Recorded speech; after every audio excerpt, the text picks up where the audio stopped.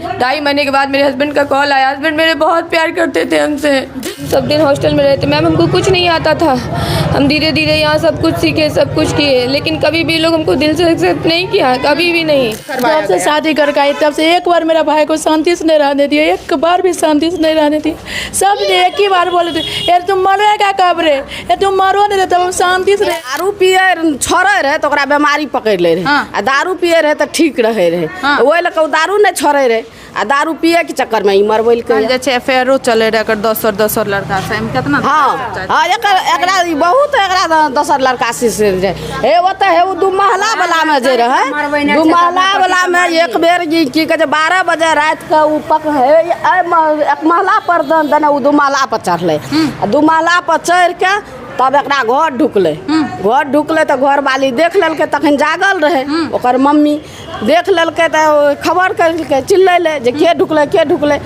जब ढुकले तो हेरे लागले, ई की करके पलंग वाला बॉक्स में के धा देलके लड़का के धा के तकर बाद ई पलंग बिछा के ऊपर सुत रहले रहे। जब थाना प्रभारी एले सब हेरलके नहीं मिलले, तब थाना प्रभारी एले तब खोजलके तो पलंग के बॉक्स में रहे। बताइए सही बात है। पलंग के बॉक्स में एक लड़का पकड़ाया। हाँ, ये 11 रोज पहले कहे थे हम आपको आप बहुत जल्दी खत्म हो जाएगा, आपको खत्म किए देगी। अपना घर छोड़ करके कहीं मतलब घर के सामने ही रेंट पे लेकर के रहती थी। सही बात है, घर के सामने ही रेंट पे भाड़ा पे ला कर रहे में 10 लड़का के साथ पकड़े ले। अरे हर हमेशा दारू खातिर लड़ते रहे, दारू पिए रहे हस्बैंड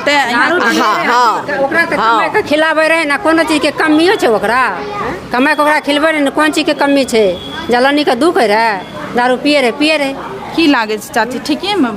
सही बात। अपन मांग के सिंदूर कना कोई उजाड़ सके छी? अच्छा लगता उजाड़ता ओकरा दोसर से संपर्क छे ते से उजाड़ लके की लागे बार सच्चे कहे छे, सही बात छे, सब खिलाफ। हां सही सब दिन गलत रहले।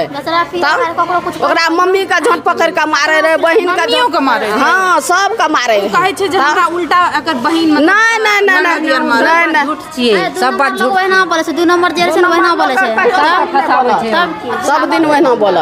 अब देखिए यहाँ पे अपने पूरे परिवार वाले का बयान ही नहीं, समाज वाले का भी बयान सुना। समाज वाले भी उस लेडी, उस महिला के ऊपर उंगली उठा रहे हैं। समाज वाले ये कह रहे हैं कि वो महिला ही गलत थी, और वो महिला को आप सभी को दिखाने वाले आप देख सकते हैं, ये वही लेडी है जो इन्हीं के ऊपर उंगली उठ रहा है अपनी पति को खत्म करवाने का। और समाज वाले का यही कहना है कि इस लड़की के द्वारा ही खत्म करवाया गया है अपने पति को। इसमें कितनी तक सच्चाई है?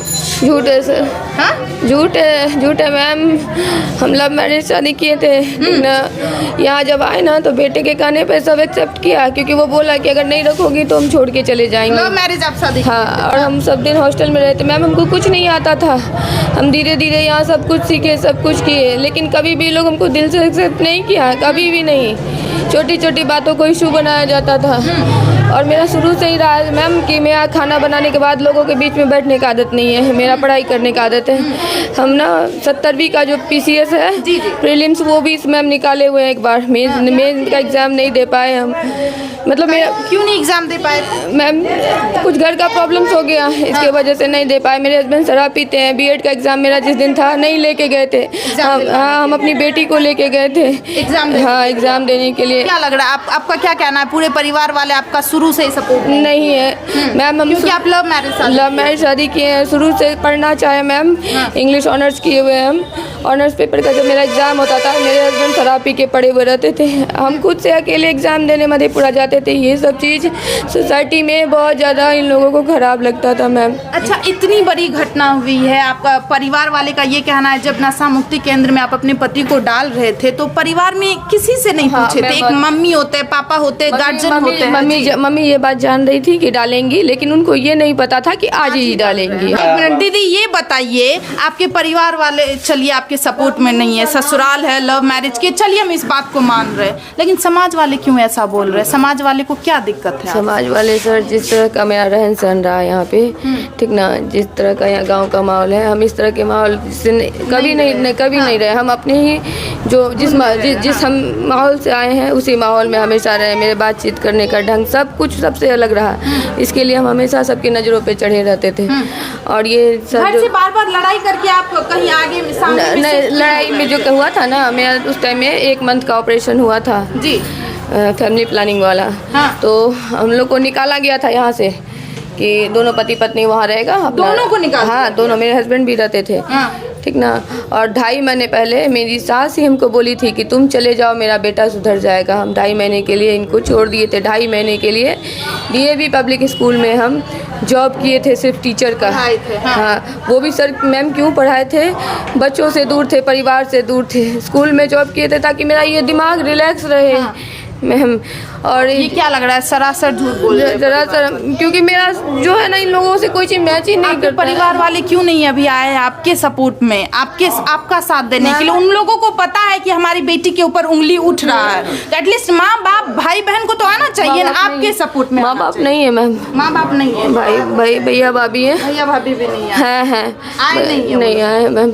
जो अब देखिए, आप देख सकते हैं इस लेडी का क्या कहना है। यही वो मृतक की पत्नी है और इन्हीं के ऊपर उंगली उठ रहा है कि इन्हीं के द्वारा अपने ही पति को खत्म किया गया है। अब देखिए इस बात में कितनी सच्चाई है, इस बात की पुष्टि नहीं करते। एक बार कम से कम इनको घर के परिवार के फैमिली के सदस्य को इन्फॉर्म करना चाहिए। ये बात लग रहा है आपको गलत किया। हाँ, ये इन्होंने गलत किया। वहाँ पे इन्होंने बहुत बड़ा डाउटफुल काम किया। हाँ, मैम बता रहे हैं।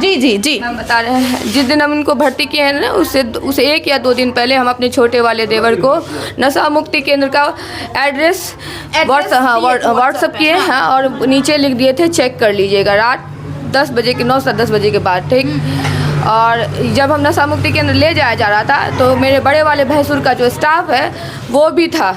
सिर्फ गलती मेरा इतना हुआ था, मेरी सास को हम बताए थे, उस टाइम नहीं बताया। हाँ, उस टाइम नहीं बताए थे, लेकिन सास को पता था कि ये जाने वाला है।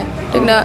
ऐसा नहीं। और आप जो बोल रहे हैं ना कि क्यों नहीं बताए, हम लोग के बीच में कितना भी झगड़ा होता था, मर जाते थे। कि एक बार तो हम ICU में भी नहीं, ICU में भी मैम एडमिट हुए हैं आदर्श हॉस्पिटल में। हमको अस्थमा का प्रॉब्लम है। ठीक ना। ऑक्सीजन भी हमको लगा है, कोई नहीं देखने आता था। मेरे हस्बैंड जब बीमार पड़ते थे ना, उनको अकेले लेके हम जाते थे, लेकिन कोई नहीं। हम सिलीगुड़ी से मैम अकेले डॉक्टर चैंग क्या लेके गए अपने हस्बैंड को। 2.5 महीने जब हम रहे ना वहाँ स्कूल में, 2.5 महीने के बाद मेरे हस्बैंड का कॉल आया। हस्बैंड मेरे बहुत प्यार करते थे हमसे। जी, वो तो परिवार वाले भी बात बोल रहे हैं कि आपके पति आपसे बहुत प्यार करते थे मैम। कभी किसी चीज़ के लिए नहीं रोके, सिर्फ शराब पीते थे, बस यही उनमें गड़बड़ था और कुछ भी नहीं। मेरे साथ ऐसा कुछ नहीं किए। और वहाँ से 2.5 महीने के बाद फ़ोन किए हमको कि तुम आओ। बोले आप नहीं सुधरिएगा, हम नहीं आएंगे। आप शराब पीना, आपको पीना है ना, लिमिट में पीजिए, लिमिट में पीजिए। ये जो देहा चोड़ के पीते हैं, तो ऐसे करके बोले। वो हमको सिंहेश्वर बुलाए। ठीक ना। सिंहेश्वर बुलाए, उनका हालत सही नहीं था, पैर में चोट लगा हुआ था, आँख में चोट लगा, गिर गए थे। ये नहीं कह रहे कोई मारा था। ठीक ना। सिंहेश्वर गए थे आँख दिखाने के लिए, कोई डॉक्टर है उधर। ठीक ना। वहाँ पे देख रहे थे, बेटे का वो हाल था, बेटा खा नहीं पा रहा था। इन लोगों का शॉपिंग हो रहा था, दोनों माँ बेटी का शॉपिंग हो रहा था। इसी चीज़ का हमको नहीं, बेटा होश में ही था, मतलब चल नहीं पा रहा था, वहाँ बोल नहीं पा रहा था। वो हमको बुलाया। ठीक ना।